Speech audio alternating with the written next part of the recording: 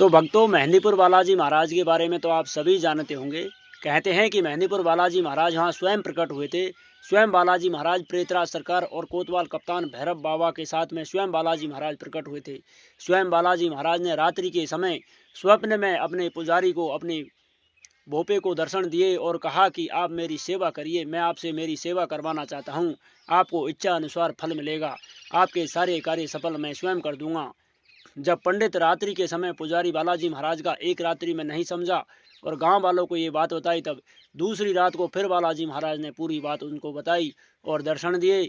तब वो पुजारी था, उसने सभी गांव के बड़े बुजुर्गों से सलाह मशवरा करने के बाद में रात्रि की जो कथा बताई थी, उससे उन्होंने सभी ने निश्चय किया कि बालाजी महाराज स्वयं आपको दर्शन दे रहे हैं और बालाजी महाराज अपनी सेवा आपसे करवाना चाहते हैं। जब पंडित को पूरी बात समझ में आ गई, पुजारी को पूरी बात समझ में आ गई, तो बालाजी महाराज की शरण में जाता है और बालाजी महाराज की स्थापना करता है और बालाजी महाराज की सेवा पूजा करने लग जाते हैं।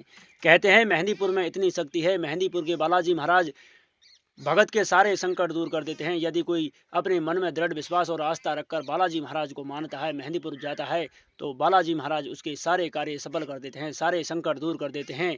बालाजी महाराज के जस्ट पीछे प्रेतराज सरकार की कचहरी लगती है, प्रेतराज सरकार का दरबार है।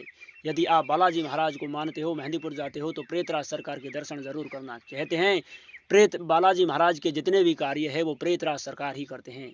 यदि आप भी मेहंदीपुर बालाजी महाराज के भगत हो, मेहंदीपुर बालाजी महाराज को मानते हो, तो कमेंट में जय श्री राम लिखकर चैनल को सब्सक्राइब जरूर करना। जय श्री राम, जय बालाजी की।